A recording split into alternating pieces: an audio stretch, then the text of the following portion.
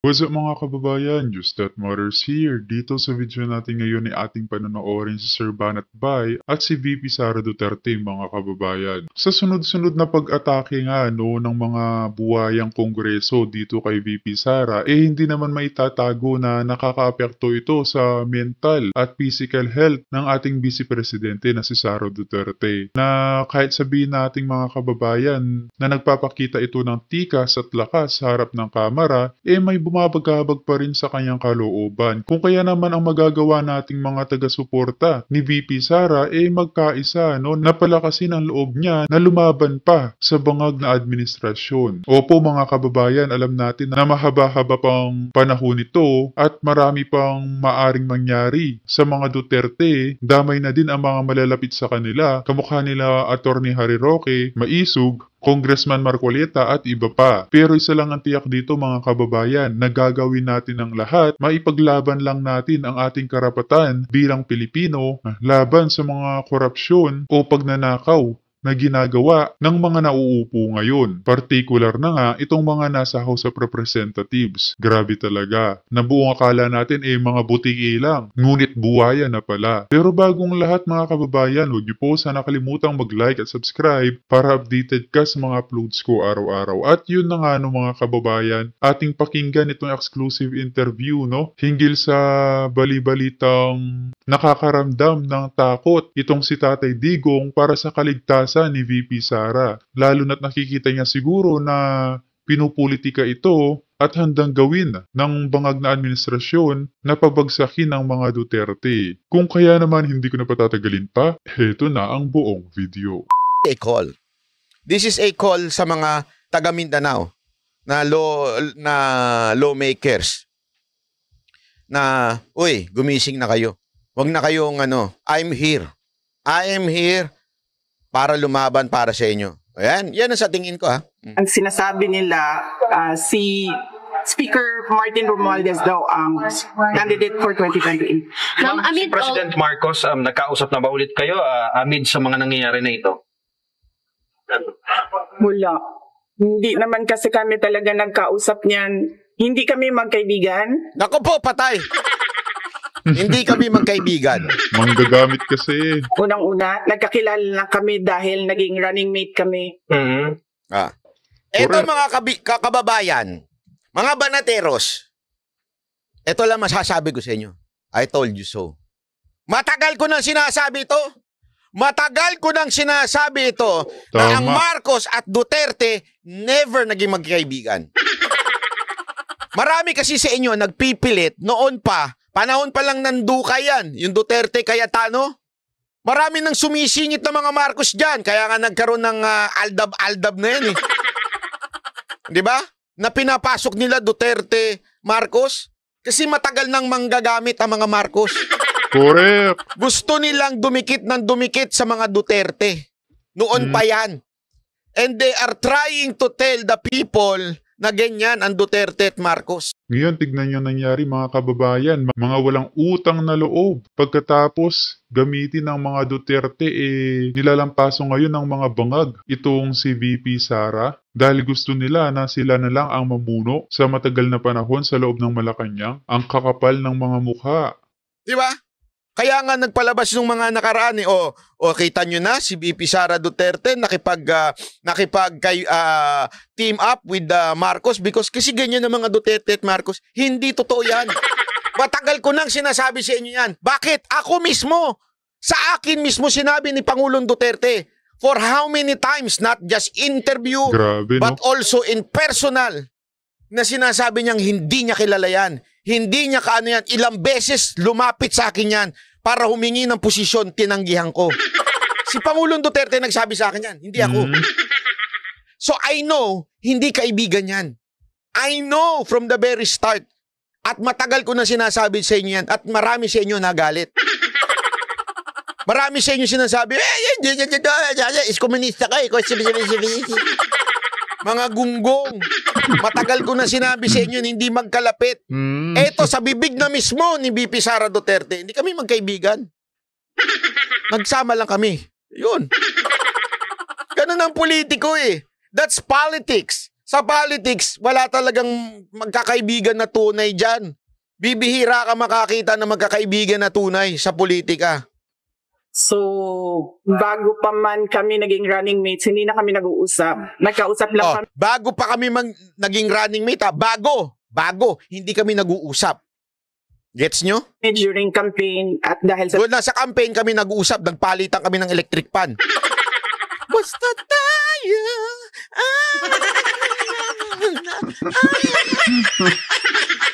Doon na sila nag-usap. trabaho noon, banda ngayon, di na kami Pero kailan po yung last na Ang kaibigan ko talaga si Senator Amy Marcos. Ayan. Yan talaga ang kaibigan niya, si Senator Amy, which is, alam naman natin, nakikita naman natin yan palagi. So, hindi siya kay Bongbong Marcos ever naging kaibigan. Kaya lang, BP Sara Duterte, ingat ka dyan. Ingat ka, madam, kay Senator Amy. Ha? Tandaan ninyo, Correct. sabi nga nila ano ba yun? Blood is thicker than the water.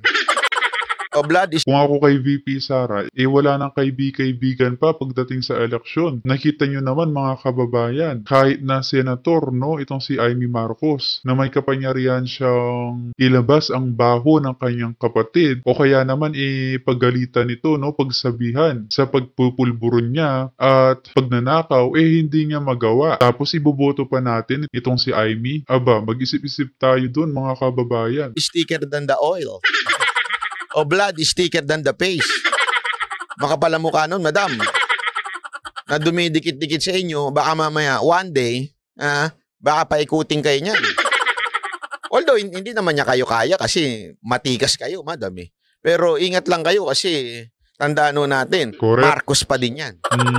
Kilala niya ako since 2012. Pero ma'am, kailan po yung naging last na pag-uusap niyo po ng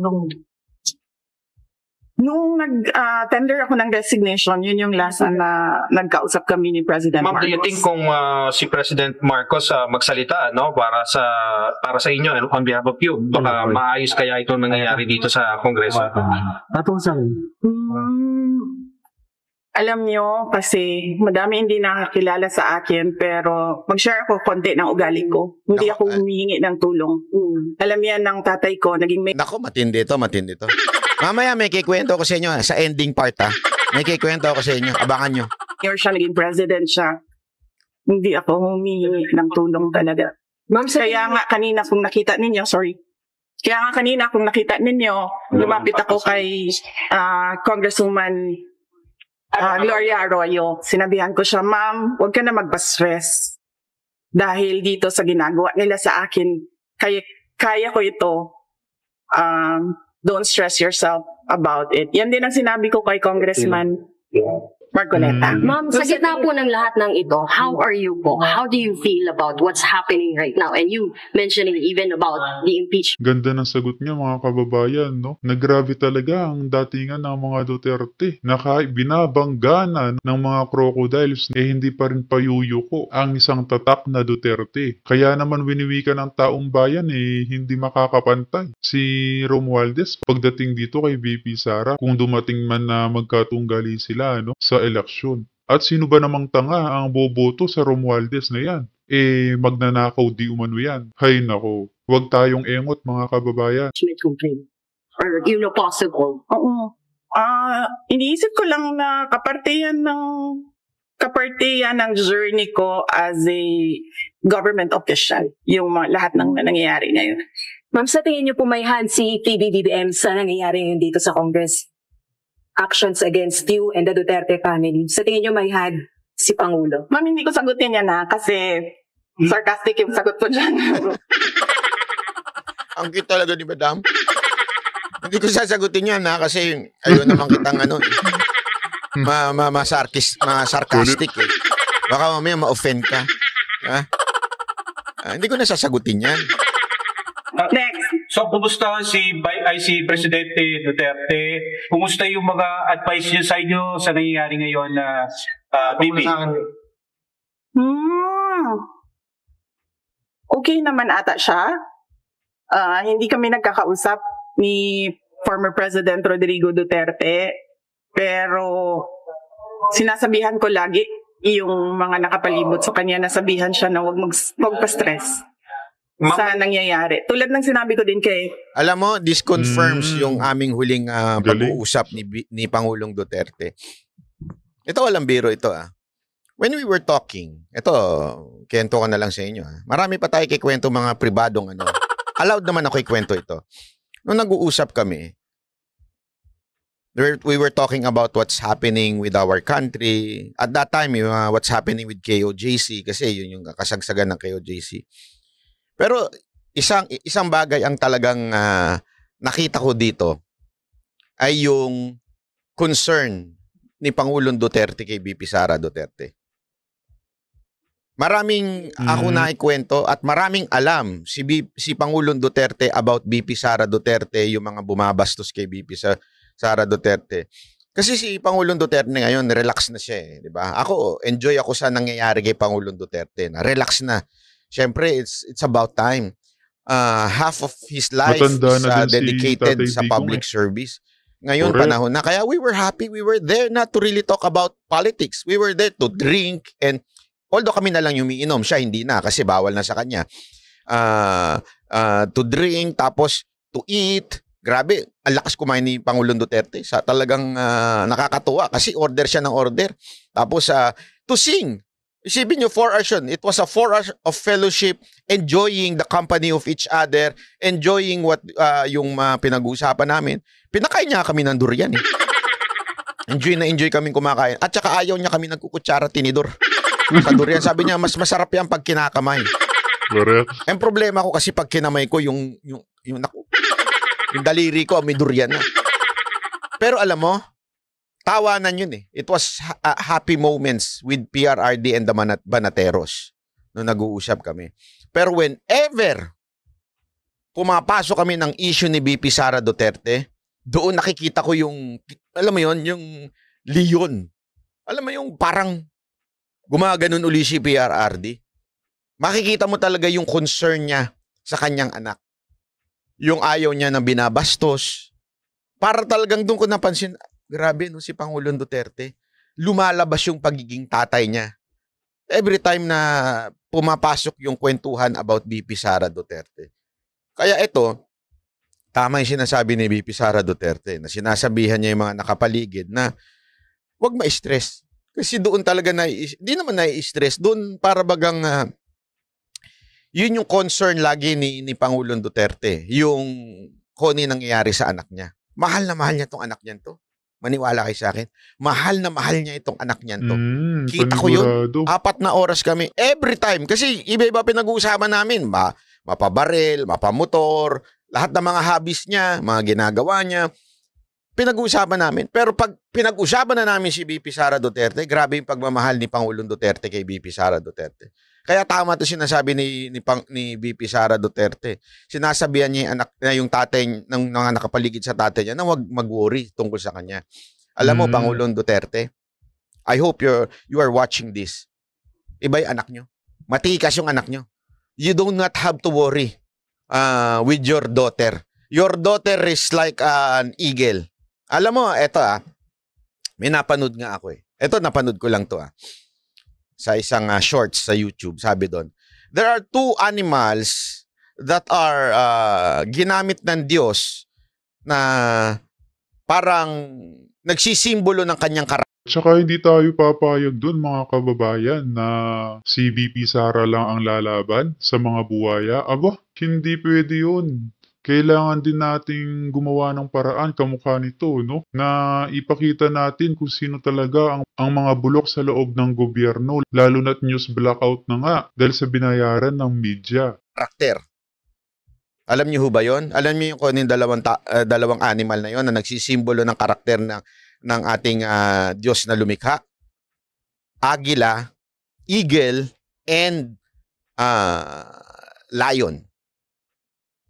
Nakakatuwa kasi nung napakinggan ko, sabi ko, oo nga, no, garang ganon din yung mag-aman na si Pangulong Duterte tsaka si BP Sara Duterte. Si BP Sara Duterte yung eagle, yung parang leader ng, alam mo yun, ng birds. At ang Leo naman, leader dito sa Animal Kingdom. Dito sa, sa lupa. Ganon na ganon silang mag-ama. I'm not saying God sila, hindi yon. Baka yung mga tatanga-tanga dyan na, tinulod mo sa Diyos, hindi. Ibig ko sabihin, the character. Yung pagiging leader, correct. nandun sa dalawa. Nandun sa mag-amang si Pangulong Duterte tsaka kay BP Sara Duterte. Agree. Ma'am, GMA kanina. Ma'am, may regrets ba kayo na sumama kayo sa unit team kasama si President Marcos? Medyo mahaba kasi yan eh. It needs a sit down. Sit down tayo. Sit down tayo, ma'am. Sit down tayo. Anyways. Doon sa baba, ma'am. May basihan ba yung Ganda sinasabi ni Bibi Sara, na this no? is targeted para sa 2028, hindi kayo iboto ng mga tao? May basihan ba yun? May plano na ba kayo sa 2028, ma'am? O siya ang nagsabi. Yung Pero kayo, ma'am. yung na Kala nyo, matatrap nyo. So ibig mo ba sabihin niya, may plano ka talaga, ma'am, sa 2028? Andali, hindi ako nagsabi noon. Yung congressman na taga Maynila, yung pinlay natin kahapon, yung video. Papanoorin nyo na lang yung video ko kahapon. Yung congressman ng taga Maynila, yung epal-epal doon na nagsabing may plano ako sa 2028, hindi ako. sino yun? Privilege speech. Yes, yung nag-privilege speech. Siya yung nagsabi Pero kayo, ma'am, na huwag pagkatiwalaan. Yan ba yung gusto or nag-aambisyon mag-presidente? Siya yung nagsabi. pero kayo, ma'am, wala Pero kayo ba, tatakbo ba kayo 2028? Noong 2019, tinanong ninyo ako kung tatakbo ako sa noong 2020? 2017, tinanong ninyo ako kung tatakbo ako sa 2019. Tama ba yun? 2022. Noong 2019, tinanong ninyo ako kung tatakbo ako sa 2022 at sinabi ko na mag-a-announce ako kung tatakbo ako or hindi January 2021. Sinabi ko magsasagot ako January 2021. Ngayon? Ngayon na, kailangan. Sa ngayon, this very minute, magsasabi ako kung tatakbo ako sa fourth quarter ng 2026. 2026. Ayun. Sorry to ask this question. Nagsisisi po ba kayo hindi nyo sinunod yung payo ng tatay nyo? About sa pagtakbo, hindi nyo. Grabe naman yung tanong na yan. Ma'am, that is a very good question. It needs a sit down. Bibigyan kita ng pakunti ngayon. Naririnig niyo si PRD, di ba, ngayon? Nagsasabi siya, huwag ka tumakbo, President. Ngayon, sinasabi niya. Oo. Yan din ang sinabi niya noong 2021. Huwag ka tumakbong President. Kasi nanggaling na ako dyan, sabi niya, hindi siya madali na trabaho. Maawa ako sa'yo. He never said na run for President. Naku po. Eto, kasi baka sabihin ng iba, di ba sinabi ni Pangulong Pero malay natin mga kababayan, magbago ang isip ni VP Sara patungkol dito, no? Matagal-tagal pa naman ng 2028. So, 2024 pa lang. Mahababang laban pa ang ating lalakaran patungkol nga sa dito sa administrasyong bangag. Siguro ang marapat na gawin lang natin patibayin, no, ang puwersa ni VP Sara nang hindi siya malugmok, no, sa mga masamang balak ng mga buwaya. Duterte, especially doon sa interview ko na bakit di siya tumakbong presidente. Remember the context of that. Nung in-interview ko si Pangulong Duterte, yun yung sumabog na interview natin, yung trending na yun. It was the time na tumakbo ng Vice President si VP Sara Duterte ni Bongbong. So ang sinasabi ni Pangulong Duterte, dapat, hindi na siya, kung tatakbo rin naman pala siya as Vice President, sana tumakbo na lang siyang presidente. Yun yung sinasabi, yun yung konteksto ng sinabi ni Pangulong Duterte. Ang totoo talaga niyan, ayaw niyan tumakbo si VP Sara Duterte ng national o specifically president. Ayaw niya. Bakit? Kasi mahirap talaga. Yan naman ang talagang sinasabi ni Pangulong Duterte noon. Pero, since tumakbo na siyang vice president at that time, during my interview with PRRD, kaya niya sinabing, sana, presidente na lang tinakbo. Kasi nga, ayaw niya talaga sa mga Marcos. Si Pangulong Duterte, ever since, ayaw niya kay Bongbong Marcos. Ayaw. Maniwala kayo sa akin, ayaw niya talaga.